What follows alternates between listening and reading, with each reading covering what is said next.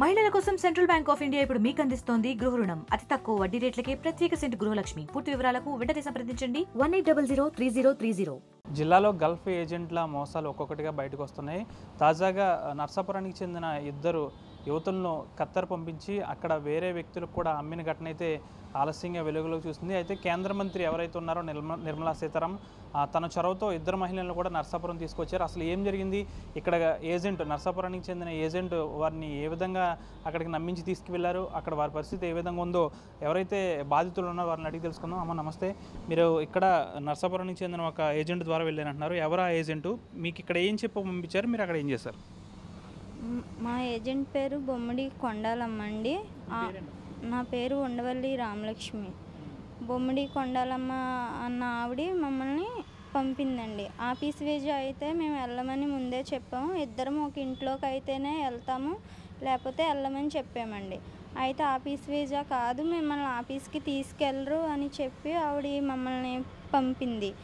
అక్కడికి వెళ్ళాక ఆఫీసు ద్వారాగానే తీసుకెళ్ళారండి. ఆ ఇల్లు చాలా మంచిది, మీకు తింటాక కానీ దేనికి లోటు ఉండదు, బాగా చూసుకుంటారని చెప్పింది. కానీ వీళ్ళు ఇక్కడ చెప్పిన దానికంటే వేరేగా ఉంది. అక్కడ అసలు ఫుడ్ లేదండి. చాలా. మీరు నర్సాపురం నుంచి ఎప్పుడు వెళ్ళారు? మేము మే 1 ఇక్కడ ఎక్కామండి. 2వ తారీఖున అక్కడ దిగాం, ఖత్తర్లో దిగాం. అక్కడ దిగాక అక్కడికి ఒక డ్రైవర్ని పంపారు, వచ్చి తీసుకెళ్ళారండి. ఆఫీస్కి తీసుకెళ్ళారు, అక్కడి నుంచి వేరే ఇంటికి తీసుకెళ్ళారు. ఆ ఇంట్లోకి వెళ్ళాక అసలు పని అయితే నైటు 3 దాకా చేయాలండి. మళ్ళీ పొద్దున్న 5కి లెగిసిపోవాలి. మళ్ళీ అసలు ఇంకా ఫుడ్ లేదండి, ఏమీ లేదు. 2 రోజులకు ఒకసారి తినేవాళ్ళం. అసలు అక్కడ ఎక్కడికక్కడే సీసీ కెమెరా ఉంటుంది, మనం చాటుగా కూడా ఏమీ తినడానికి ఉండదు. చాలా ఇబ్బంది పడి అలాగ 3 నెలలు బాధపడ్డామండి అక్కడ అదే ఇంట్లో. ఇంకా చేయలేక ఇప్పుడు 4 రోజులు అంటే తిండి లేకుండా చేయగలదు, 1 రోజులు అంటే చేయలేం కదండి. ఇంకా మేము వెళ్ళిపోదామని నిర్ణయించుకుని వెళ్ళిపోతాం, ఇండియా వెళ్ళిపోతామని చెప్తే అక్కడ ఎవరికి చెప్పారమ్మా? ఇంటికి యజమానులుగా? ఇంటిగా బాబాకి చెప్పామండి. బాబాకి చెప్తే అప్పుడు ఆయన తీసుకెళ్ళి ఆఫీస్లో దిగబెట్టేశారు. మేము 3 నెలలు చేసామండి, 2 నెలల జీతమే ఇచ్చారు. అక్కడ మీరు అనుభవిస్తున్న కష్టాలని ఇక్కడ ఏజెంట్కి మీరు ఫోన్ చేసామని చెప్పామండి. ఇలాగా మీరు చెప్పినట్టుగా లేదు అమ్మ, తిండి ఎందుకు పెట్టరు అని ఆవిడ అనేది. కొనడం లేదు, ఇక్కడ మేము ఉంటున్నాం కాబట్టి మాకే తెలుస్తుంది, మీకు ఎలా తెలుస్తుంది అంటే సరేనమ్మా అయితే ఆఫీస్కి వెళ్ళిపోండి మీరు, నేను ఆఫీసు సార్లతో నేను మాట్లాడతాను, మిమ్మల్ని టికెట్ తీసుకుందిరు కానీ మీరు వచ్చేద్దిరు కానీ అని చెప్పిందండి మాకు. అక్కడికి తీరా వెళ్ళాక ఆఫీస్కి వెళ్ళాక 2 నెలల జీతమే ఇచ్చారు మాకు, 1 నెల జీతం ఆపేశారు. అయితే ఆఫీస్కి చెప్పేసాక సరే టికెట్ తీసుకుంటాం పంపేస్తామని చెప్పి ఆఫీస్కి సంబంధించిన ఒక రూమ్ ఉంటుందండి, తీసుకెళ్ళి మా ఫోన్లు అవి తీసేసుకుని ఇంకా అక్కడ మమ్మల్ని ఒక రూమ్లో పెట్టి బంధించేశారు. ఇంకా గేట్కి తాళాలు అవి వేసేసేవారు. బయటికి వెళ్ళడానికి కానీ ఇంటికాడ వాళ్ళకి ఫోన్ చేయడానికి కానీ ఏమీ లేదు. అక్కడ చాలా ఇబ్బంది పడ్డాం. అసలు తింటాక లేదు, తిండి ఉండేది కదా, ఆకలితో అలాగా 1 నెల రోజులు అలాగా రూమ్లో ఉండిపోయామండి. సింక్ వాటర్ పట్టుకుని మేము తాగేవాళ్ళు. అస్సలు చాలా అంటే చాలా ఇబ్బంది. అసలు నేనైతే వస్తాను ఇంకా అక్కడే చనిపోతానేమో, అసలు రాను అనుకున్నాను ఇంకా నేను. అప్పుడు ఏజెంట్కి కూడా ఫోన్ చేసాం. ఇంకొక ఇద్దరు ఉన్నారండి, వాళ్ళది మెహదూహ్ భాషా, వాళ్ళది కడప. ఆ ఏజెంటు ఫోన్ చేసి మా పరిస్థితి ఇలా ఉందని ఆఫీస్ ద్వారాగా ఫోన్ చేసి చెప్తే మాకు అనవసరం, మేము పోలీసులకి చెప్తాము, మీ మీద కేసు పెడతామంటే మీకు ఏదో చేసుకోండి, అనవసరం అని చెప్పారు. ఆఫీస్లోనేమో మిమ్మల్ని ఇక్కడికి తీసుకొచ్చిన వాళ్ళు మాకు అమ్మేశారు, మీరు అసలు ఆఫీసుకు మిమ్మల్ని కొన్న వాళ్ళు ఎవరో కూడా తెలీదు, ఆఫీస్కి మీరు సంబంధం లేదు అసలని మాకు కూడా సంబంధం లేదు, కాకపోతే మేము అలాగ ఉంచాము అనేసి వాళ్ళు అన్నారు. ఇంక ఇవన్నీ ఇంకా బాగా టెన్షన్. అప్పుడు తిను అరుణ మా ఫ్రెండ్ మోహన్ రావు గారు సారు తెలుసు. మీలాంటి బాధితులు అక్కడ ఇంకా ఉన్నారా? చాలామంది ఉన్నారండి, మాకులాగా బాధపడే వాళ్ళు చాలామంది ఉన్నారు ఇలాగ ఏజెంట్లతో. అసలు ఖత్తర్ అంటేనే వెళ్ళకూడదండి అసలు. ఆఫీస్ ద్వారాగా అయితే అస్సలు వెళ్ళకూడదు. ఇంకా ముందు ఎప్పుడన్నా వెళ్ళారమ్మా? ఇదే ఫస్ట్ టైం? నేను అసలు ఎప్పుడు వెళ్ళలేదండి. ఇంకా మా ఫ్రెండ్ ఉందనేసి తను ఉందన్న నమ్మకంతో నేను వెళ్ళాను తనతో, లేకపోతే వెళ్ళకపోదు నేను కూడా. తను ఉంటుంది నాకు తోడుగా అని నేను వెళ్ళాను. అది కూడా కొండమ్మ కూడా మా ఇంటికాడ ఆవిడే కదా, ఆవిడ చూసుకుంటుంది అంతా అని వెళ్తే ఆవిడ కూడా ఆఫీస్కి వెళ్ళాక మేము ఫోన్ చేసి బాధపడితే నేనేం చేయనమ్మా, నాకు ఇప్పుడు ఏజెంటు వాళ్ళ ద్వారాగా వెళ్ళినప్పుడు వాళ్ళు పట్టించుకోవాలి కదండి, నాకు సంబంధం ఏంటమ్మా. ఏజెంట్కి ఎంత అమౌంట్ కట్టారు వెళ్ళినప్పుడు? మేము 15,000 కట్టాం. అయితే వెళ్ళాక 2,50,000 కడితే మిమ్మల్ని పంపుతాము, లేకపోతే లేదు. అసలు ఫుడ్ అయితే పెట్టేవారు, ఒక టిఫిన్ కానీ టీ కానీ ఏమీ ఉండదు. చిన్నగా కొంచెం మే నెల నుంచి ఇదే పరిస్థితి? మే నెల నుంచి కదా, 3 నెలలు ఆ ఇంట్లో చేసాం. అక్కడ కూడా కష్టాలు పడి వెళ్ళిపోదామని నిర్ణయించుకుని వస్తే ఆఫీస్లో బంధించేశారు, ఇంకా బయటికి రావడానికి లేదని. అప్పుడు ఏజెంట్లు ఏం పట్టించుకోలేదు, మమ్మల్ని ఫోన్ చేసినా మాకు సంబంధం లేదు, మీరు ఏం చేసుకుంటారు, మీరు డబ్బులు కట్టుకుని 2,50,000 కట్టాలంట, కడితే పంపుతారంట, వెళ్ళండి అన్నారు. మేమేమో కట్టి పొజిషన్లో లేదు. అయితే సార్కి, మోహన్ రావు గారు సార్కి ఫోన్ చేసి ఇలా ఇబ్బంది ఉంది, అక్కడ ఫోన్లు కూడా లేవండి, ఎవరో ఒక అమ్మాయి తెలియకుండా ఫోన్ ఉంటే ఆ చాటుగా మేము చేసుకుని సార్తో బాధపడితే అప్పుడు నిర్మలా సీతారామన్ గారితో సార్ మాట్లాడి ఆ మేడం గారితో ఎంఎస్సి వాళ్ళకి కంప్లైంట్ పెట్టి అప్పుడు వాళ్ళు వచ్చి మమ్మల్ని ఇడిపించారండి. అంటే ఇక్కడ మిమ్మల్ని పంపిన ఏజెంట్ మీద ఏమైనా కంప్లైంట్ ఏమైనా ఇచ్చారమ్మా పోలీస్ స్టేషన్లో మీరు?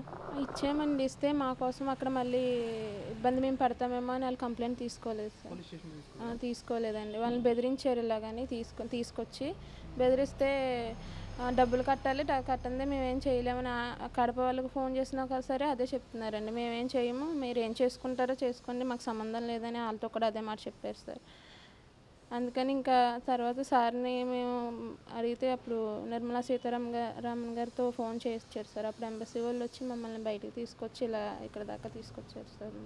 మరి మిమ్మల్ని మోసం చేసిన ఏజెంట్కి ఏమైనా శిక్ష పడాలని మీరు అనుకుంటున్నారా? అవును సార్, కంపల్సరీ ఇలాంటి వాళ్ళని మళ్ళీ ఇలా ఎప్పుడు మమ్మల్ని పంపించినట్టుగా వేరే వాళ్ళని పంపించకూడదని అనుకుంటున్నామండి.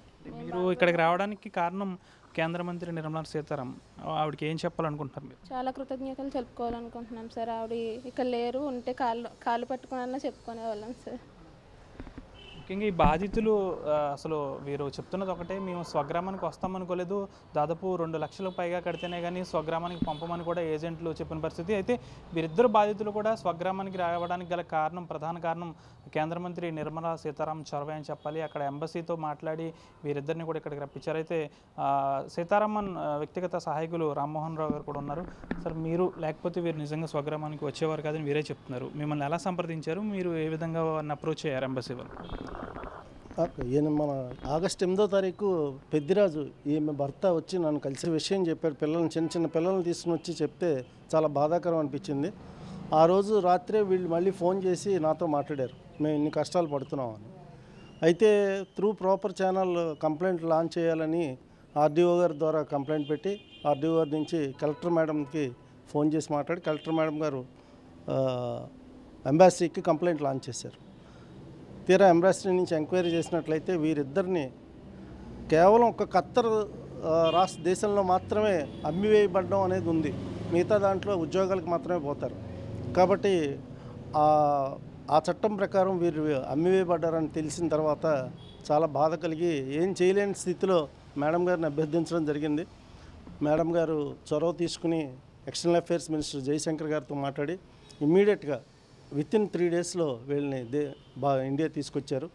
అలాగే వీళ్ళ ఫ్యామిలీస్తో కూడా ఫోన్లో మాట్లాడించారు మేడం గారు. అక్కడి నుంచి ఫోన్ యాక్సెస్ మేడం గారు కలగజేసుకున్న తర్వాతే వీళ్ళిద్దరికీ ఫోన్ యాక్సెస్ వచ్చింది.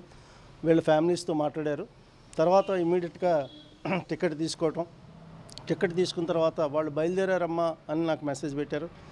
తర్వాత మళ్ళీ వాళ్ళు హైదరాబాద్ రీచ్ అయ్యారమ్మా, నర్సాపూర్ వచ్చారో లేదో చూసుకో అని కంటిన్యూగా మేడం గారు వీరిద్దరూ నరసాపురం వచ్చేంత వరకు మానిటరేట్ చేసి ఆవిడ చాలా రెస్పాన్సిబుల్ లేడీగా చాలా డెడికేటెడ్గా ఈ బాధితులిద్దరూ ఇంటికి చేరడానికి కృషి చేశారు మేడం గారు. వారికి జీవితాంతం వీరంతా కూడా రుణపడి ఉండాలి. అంటే వీరు కొంచెం అప్రోచ్ అవ్వడం వల్ల వీరిద్దరూ వచ్చారు. అలాంటి వాళ్ళు చాలామంది ఉన్నారు అప్రోచ్ అవ్వలేని వాళ్ళు.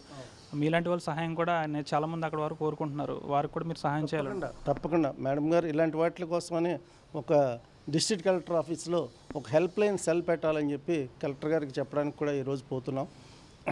ఒక డిస్ట్రిక్ట్ కలెక్టరేట్లో ఒక హెల్ప్ లైన్ స్టార్ట్ చేసినట్లయితే ఇమ్మీడియట్గా ఇలాంటి బాధితులందరికీ సరైన సహాయం అందుతుందని, ఇలా బాధితులు ఎవరు ఉండకూడదని ఆశిద్దాం. బతుకుతెరువు కోసం ఖత్తర్ వెళ్ళిన ఈ ఇద్దరు మహిళలు కూడా ఖత్తర్ దేశంలో అక్కడ ఏజెంట్ అక్కడ వేరే వాళ్ళకి అమ్మివేయడం కూడా జరిగింది. అయితే వీరిద్దరికీ కూడా అక్కడ కొంచెం ఇతర వ్యక్తుల ద్వారా ఒక ఫోన్ కాల్, ఒకే ఒక ఫోన్ కాల్తో ఎవరైతే కేంద్ర మంత్రి వ్యక్తిగత సహాయకులు రామ్మోహన్ ఉన్నారో ఆయనకి అప్రోచ్ అవ్వడం, ఇక్కడ ఉన్న బంధువులు కూడా ఇతన్ని అప్రోచ్ అవ్వడంతో ఒక్కసారిగా ఈ రామ్మోహన్ కేంద్ర మంత్రి గారితో ఈ విషయం చెప్పడం వితిన్ 2 డేస్లోనే వీరు స్వదేశానికి కూడా వచ్చిన పరిస్థితి కూడా నెలకొంది. అయితే వీరిద్దరు మహిళలు ఒకటే చెప్తున్నారు, ఖత్తర్ దేశం అయితే ఎవరు వెళ్ళకూడదు, చాలా మోసాలు ఉన్నాయి, మమ్మల్ని ఇద్దరిని నమ్మించి మోసం చేసిన ఏజెంట్లు ఎవరైతే ఉన్నారో ముగ్గురిని కూడా కఠినంగా శిక్షించాలి, ఎవరు కూడా ఇంతటి బాధ ఎవరు పడకూడదని అయితే ఈ మహిళలు చెప్తున్నారు. స్వదేశానికి అయితే తిరిగి వచ్చిన ఇద్దరు మహిళలు కూడా కేంద్ర మంత్రి నిర్మలా సీతారామన్కు కృతజ్ఞతలు అయితే తెలుపుతున్న పరిస్థితి కూడా నెలకొంది. వీడియో జర్నలిస్ట్ శేఖర్తో మన ఆర్టీవీ నర్సాపురం నుంచి. మరిన్ని వీడియోస్ కోసం ఛానల్ ని సబ్స్క్రైబ్ చేయండి, లేటెస్ట్ అప్డేట్స్ కోసం వాట్సాప్ ఛానల్ ని ఫాలో చేయండి అండ్ లింక్ డిస్క్రిప్షన్ లో ఉంది.